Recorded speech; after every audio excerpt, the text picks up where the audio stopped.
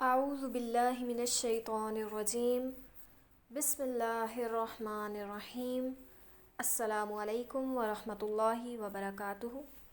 سورۃ البقرہ آیت نمبر 3۔ اعوذ باللہ من الشیطان الرجیم، میں اللہ کی پناہ مانگتی ہوں شیطان مردود سے۔ بسم اللہ الرحمن الرحیم، شروع کرتی ہوں اللہ کے نام سے جو بڑا مہربان اور نہایت رحم فرمانے والا ہے۔ الذین، یہ وہ لوگ ہیں، یؤمنون، جو ایمان لاتے ہیں۔ حمزہ میم نون امن اس کا روٹ ورڈ ہے۔ اس کا مطلب ہوتا ہے مان لینا، اعتماد اور بھروسہ کرنا۔ بالغیبی، ساتھ غیب کے، بی کا مطلب ہوتا ہے ساتھ، غیبی غیب کے، بالغیبی ساتھ غیب کے۔ غین یا با اس کا روٹ ورڈ ہے، یعنی نگاہوں سے پوشیدہ ہونا، نگاہوں سے اوجھل ہونا، وہ چیز جو ہمارے خواص سے پوشیدہ ہو، صرف نگاہوں سے نہیں بلکہ ہماری سینسز کے بیونڈ ہو، ہم اس کو نہ دیکھ سکتے ہوں نہ چھو سکتے ہوں، وہ کہلاتی ہے غیب۔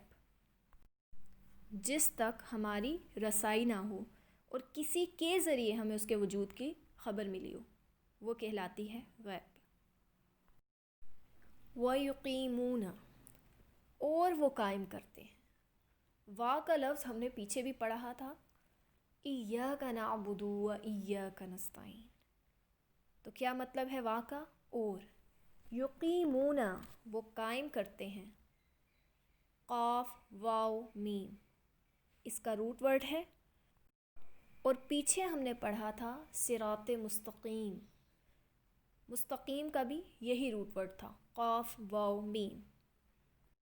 اس سے پتہ یہ چلا کہ یہ دونوں لفظ جو ہیں یہ ملتے جلتے ہیں اپنی اصل کے اعتبار سے، یعنی کہ ان کا اصل جو ہے، ان کا روٹ ورڈ جو ہے، ان کی بیس جو ہے وہ سیم ہے۔ یقیمون کا مطلب ہوتا ہے قائم کرنا، اور اسی سے ورڈ نکلا ہے قیام، اور قیام کسے کہتے ہیں؟ کھڑے ہونے کو۔ اور پھر اس سے ورڈ نکلا ہے مستقیم، صراط مستقیم، یعنی کہ سیدھا راستہ۔ کیونکہ قیام میں بھی ہم جب کھڑے ہوتے ہیں تو کس حالت میں کھڑے ہوتے ہیں؟ سیدھے کھڑے ہوتے ہیں، کہ ہماری جو حالت ہے وہ بالکل سامنے واضح ہو رہی ہوتی ہے، پتہ چل رہا ہوتا ہے، نظر آ رہی ہوتی ہے۔ اور ایک اور معنی ہے ترجیحی حیثیت دینا، یعنی کہ پیریورٹی دینا، درست طریقے پر ادا کرنا۔ کیا چیز؟ کس چیز کا ذکر ہو رہا ہے یہاں پہ؟ نماز کا۔ الصلاۃ، نماز، صاد لام واو اس کا روٹ ورڈ ہے۔ اس کا لفظی مطلب ہوتا ہے جلانا، یعنی کہ نماز جو ہے وہ ہمارے گناہوں کو کیا کرتی ہے؟ جلا دیتی ہے۔ وا، اور، مما، اس میں سے جو، رزقناہم، رزق دیا ہم نے ان کو۔ نا کا مطلب پیچھے بھی پڑھا تھا، نا کا مطلب ہوتا ہے ہم، ہم کا مطلب ہوتا ہے ان کو۔ رزقناہم، رزق دیا ہم نے ان کو۔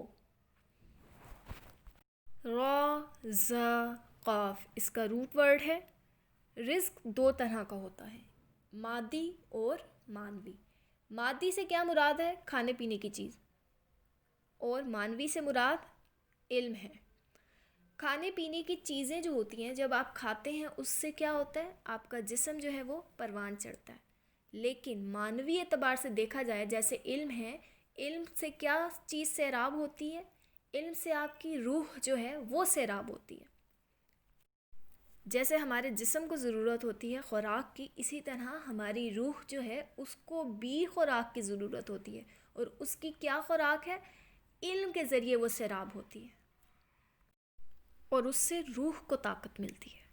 ٹھیک ہے؟ ینفقون، وہ خرچ کرتے ہیں۔ نون فا قاف، نفق، نفق کہتے ہیں سرنگ کو، ٹنل جس کے دونوں جانب کیا ہو؟ سوراخ ہو۔ تو آپ سوچئے کہ اگر کسی چیز کے دونوں جانب سوراخ ہو تو کیا اس کے اندر کچھ ٹھہرے گا؟ نہیں، اس کے اندر کچھ بھی ٹھہر نہیں سکتا. As it is. متقی جو ہوتے ہیں ان کو جب اللہ رب العزت کی طرف سے کچھ عطا کیا جاتا ہے تو وہ پھر اپنے پاس سنبھال کے نہیں رکھتے، وہ اپنے پاس ٹھہرائے نہیں رکھتے، بلکہ جیسے ان کے پاس جو چیزیں آتی ہیں وہ آگے بھی پھیلاتے ہیں، وہ آگے بھی کنوے کرتے ہیں، وہ آگے بھی بانٹتے ہیں. ٹھیک ہے، سمجھ آیا؟ ينفقون، وہ خرچ کرتے ہیں، پھر وہ رزق مادی اعتبار سے ہو یا معنوی اعتبار سے. الذین یؤمنون بالغیب ویقیمون الصلاة ومما رزقناہم ینفقون. جو لوگ غیب پر ایمان لاتے ہیں اور نماز قائم کرتے ہیں اور ہمارے دیے ہوئے مال میں سے خرچ کرتے ہیں. الذین یؤمنون بالغیب، یہاں پر امور غیبیہ سے مراد وہ چیزیں ہیں جن کا ادراک عقل و حواس سے ممکن نہیں ہے. اور وہ کون کون سی چیزیں ہیں جن کی طرف اشارہ کیا گیا ہے یہاں پر؟ سب سے پہلے اللہ رب العزت کی ذات، پھر وحی الہی، جنت، دوزخ، ملائکہ، عذاب قبر اور حشر وغیرہ. ہم ایمان مفصل میں بھی یہ پڑھتے ہیں. آمنت باللہ وملائکتہ وکتبہ ورسلہ والیوم الآخر والقدر خیرہ وشرہ من اللہ تعالی والبعث بعد الموت. کیا مطلب ہے اس کا؟ اس کا مطلب یہ ہے کہ میں ایمان لایا اللہ پر اور اس کے فرشتوں پر اور اس کی کتابوں پر اور اس کے رسولوں پر اور قیامت کے دن پر، اور اس پر کہ ہر اچھی اور بری تقدیر صرف اللہ کی طرف سے ہے، اور ایمان لایا موت کے بعد اٹھائے جانے پر. تو پھر کیا پتہ چلا آپ کو یہاں سے؟ کہ غیب وہ چیزیں ہیں جو ہماری نگاہوں سے اوجھل ہیں، یعنی وہ چیز جس کے متعلق جاننے کا انسان کے پاس کوئی سورس نہیں ہے، کوئی ذریعہ نہیں ہے سوائے وحی الہی کے. اب دیکھا جائے تو بہت سی چیزیں جو ہیں وہ ہماری نگاہوں سے اوجھل ہیں. جیسے آپ ایک کمرے میں بیٹھے ہوئے ہیں اور باہر روڈ پہ کون سی گاڑی چل رہی ہے، کون سا بائک چل رہا ہے، اس کا کیا ماڈل ہے، وہ آپ کو اس کا علم نہیں ہے. یہ بھی آپ کے لیے غیب ہے. لیکن یہاں پہ غیب سے مراد صرف غیب کی چیزوں کی بات نہیں ہو رہی، بلکہ یہاں پہ الغیب ہے. ال کا مطلب آپ کو پچھلی آیت میں نے بتایا تھا. ال کا کیا مطلب ہوتا ہے، کس لیے ال استعمال ہوتا ہے؟ عام کو خاص بنانے کے لیے، کامن ناؤن کو پراپر ناؤن بنانے کے لیے. ہم نے پڑھا تھا نا الکتاب، وہ خاص کتاب. تو یہاں الغیب کی بات ہو رہی ہے، خاص قسم کے غیب کی باتوں کو ماننا. اور جو چیزیں ایمان بالغیب سے تعلق رکھتی ہیں ان کے بارے میں آپ کو پہلے بتا چکی ہوں.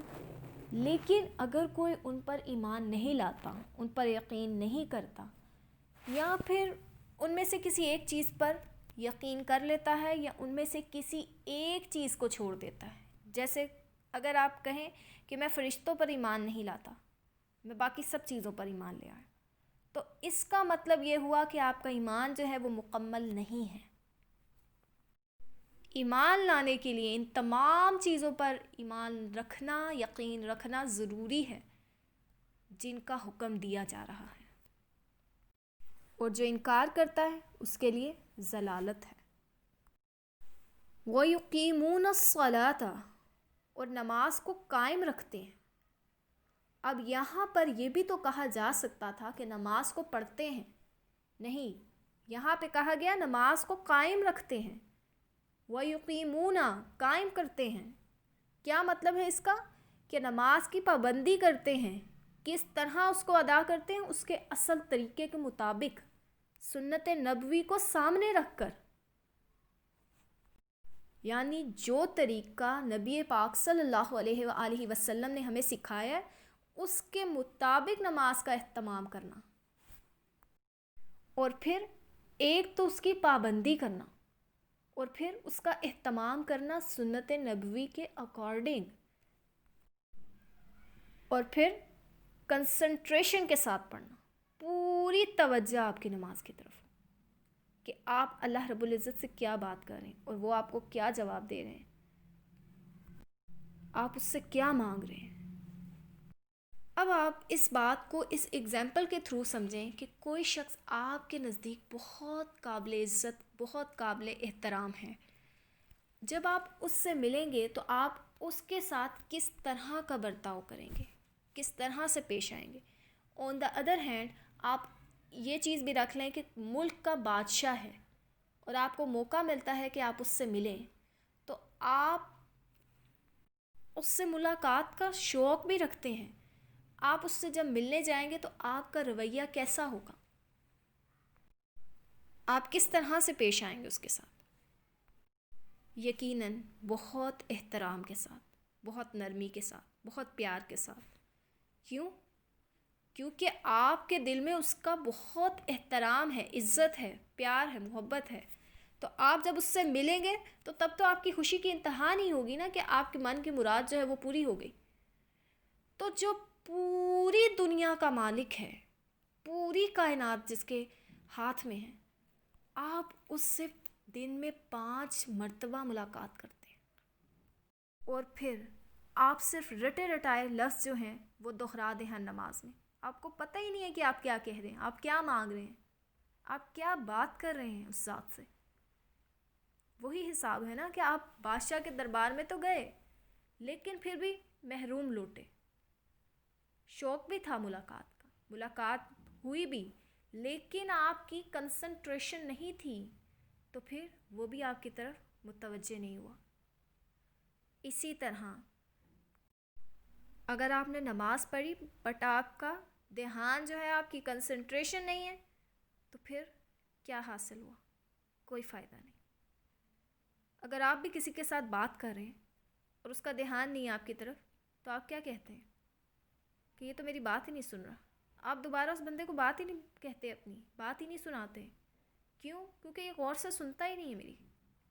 ہم بات بھی اسی کو سناتے ہیں نا جو ہماری غور سے سنتا ہے، ہمیں سمجھتا ہے۔ تو اسی طرح نماز کو بھی سوچ سمجھ کر پڑھا کیجیے، قائم کیا کیجیے، تاکہ اللہ رب العزت کی رحمت جو ہے وہ آپ کی طرف متوجہ ہو۔ ورنہ نماز جو ہے وہ تو منافقین بھی پڑھتے تھے۔ اس لیے اپنی نمازوں کو جو ہے وہ بہتر بنائیے، قائم کیجیے۔ نماز خالی پڑھنا نہیں ہے، قائم کرنا ہے۔ وَمِمَّا رَزَقْنَاهُمْ يُنْفِقُونَ، اور ہمارے دیے ہوئے مال میں سے خرچ کرتے ہیں۔ یعنی جو چیزیں اللہ رب العزت نے عطا کی ہیں وہ ان میں سے خرچ کرتے ہیں، ان کو اپنے پاس سنبھال کر نہیں رکھتے بلکہ آگے بھی دیتے ہیں۔ آپ سوچئے، جو چیزیں آپ اپنے استعمال میں نہیں لاتے، سنبھال کے رکھ دیتے ہیں اور اس سے کسی دوسرے کا بھی فائدہ نہیں ہوتا، کسی دوسرے کو بھی آپ نہیں دیتے، تو ان کا کیا حال ہوتا ہے؟ پڑی پڑی خراب ہو جاتی ہے۔ جیسے اگر کوئی خوراک ہے تو وہ بھی ایک لیمیٹڈ ٹائم تک ٹھیک رہے گی، اس کے بعد کیا ہوگا؟ کیڑا لگ جائے گا اس کو، یا ہو سکتا ہے کہ وہ خراب ہو جائے۔ اگر آپ کے پاس علم ہے اور آپ وہ آگے کنوے نہیں کرتے، جیسے آپ روز کی ایک آیت سیکھ رہے ہیں، آپ آگے کسی کو بتاتے نہیں ہیں، شیئر نہیں کرتے، اپنے پیاروں کو اس میں شامل نہیں کرتے، اور بس وہ آپ کے اندر ہی دفن ہے، تو پھر کیا فائدہ؟ نہیں۔ آپ کو اللہ رب العزت نے جو کچھ بھی عطا کیا ہے، چاہے وہ مادی ہے یا معنوی ہے، آپ کو اس میں سے خرچ کرنے کی ترغیب دی جا رہی ہے یہاں پہ۔ تو گویا آپ نے اس کو خرچ کرنا ہے، اس کو آگے بانٹنا ہے، آگے دینا ہے، دینے والوں میں بننا ہے، دینے والوں میں شامل ہونا ہے۔ اب جیسے مسکراہٹ کو بھی صدقہ کہا گیا ہے، بھلی بات کرنے کو بھی صدقہ کہا گیا ہے۔ کیوں؟ کیونکہ اللہ کا وعدہ ہے کہ جو 1 گنا بھی دے گا تو اللہ رب العزت ان ریٹرن اسے کیا دیں گے؟ 10 گنا بڑھا کر دیں گے۔ اور اگر کچھ دینا ہے تو اس کو اس نیت سے نہیں دینا کہ اگر میں شخص کو دے رہا ہوں کچھ تو یہ ان ریٹرن مجھے کچھ دے گا، نہیں، بے غرض ہو کے آپ نے دینا ہے۔ کیوں؟ کیونکہ آپ کا معاملہ تو اللہ رب العزت کے ساتھ ہے۔ اور ضروری نہیں ہے کہ آپ نے کسی کے ساتھ بھلائی کی ہے تو آپ کو ان ریٹرن اسی شخص سے بھلائی کی امید ہو کہ یہی میرے ساتھ بھلا کرے. نہیں، ہو سکتا ہے کہ آپ نے کسی کو کچھ دیا، ان ریٹرن آپ کو جو 10 گنا ملنا ہے وہ اللہ رب العزت 10 مختلف لوگوں کے تھرو آپ تک پہنچائیں. اس لیے دیتے وقت اس چیز کا خیال نہیں کرنا کہ میرے پاس کم پڑ جائے گا یا پھر اسی شخص سے مجھے کچھ واپس ملے گا. تو اس سے پتہ یہ چلتا ہے کہ تقوی اور اخلاق جو ہے نا یہ آپس میں جڑے ہوئے ہیں. تقوی اندر کی کیفیت کا نام ہے اور اخلاق جو ہے وہ ظاہری کیفیت کا نام ہے. تقوی کس چیز کا نام ہے؟ اندر کی کیفیت کا. تو پھر یہاں پہ یہی پتہ چلا کہ جس کا دل بڑا ہوگا وہی آگے دے گا. اب کسی کے دل میں تڑپ ہی نہیں ہے، کسی کے دل میں محبت ہی نہیں ہے کسی کو دینے کی، تو وہ کیا دے گا؟ جس کا دل ہی تنگ ہے. تو تقوی کا تعلق اندر کی کیفیت کے ساتھ ہے. اور جب اندر تبدیلی آتی ہے، اندر آپ کا بہتر ہوتا ہے، تو وہی کچھ باہر بھی اس کا آئینہ جو ہے وہ نظر آتا ہے، باہر بھی چھلکتا ہے. تو پھر ظاہری اخلاق جو ہے وہ بھی بہترین ہوتا ہے، بہتر طریقے سے انسان دوسروں کے ساتھ پیش آتا ہے. ٹھیک ہے، اب یہ آیت جو ہے یہ مکمل ہو چکی ہے. تو کیا بات آپ کو اس سے پتہ چلی کہ متقین کی سب سے پہلی صفت کیا ہوتی ہے؟ کہ وہ ایمان والے ہوتے ہیں. کیوں؟ کیونکہ اس کے بغیر ہدایت نہیں مل سکتی. ہدایت کے لیے سب سے پہلی شرط جو ہے وہ ایمان بالغیب ہے، اور وہ یہاں بتا دیا گیا ہے. یعنی ایمان جو ہے وہ ایک ایسا بیج ہے کہ اس بیج کو جس زمین میں ڈالنا ہے، یعنی دل، اس دل کا نرم ہونا بہت ضروری ہے. پھر اگر دل نرم ہوگا تو ہی بہترین پودا جو ہے وہ پھوٹے گا، نکلے گا، بڑا ہوگا. یعنی اندر کی اصلاح ہوگی تو باہر کی اصلاح ہوگی. آپ کا اندر درست ہوگا تو کوئی بھی چیز آپ کے عمل میں بظاہری طور پہ جو ہے وہ ڈھل جائے گی. اور پھر سب سے پہلا مطالبہ کیا کیا گیا؟ نماز کا، اور پھر انفاق فی سبیل اللہ کا. یعنی کہ وہ نماز بھی قائم کرتے ہیں اور پھر اللہ کے راستے میں خرچ کرتے ہیں. یہ صفات جو ہیں متقین کی بتائی گئی ہیں. السلام علیکم ورحمۃ اللہ وبرکاتہ.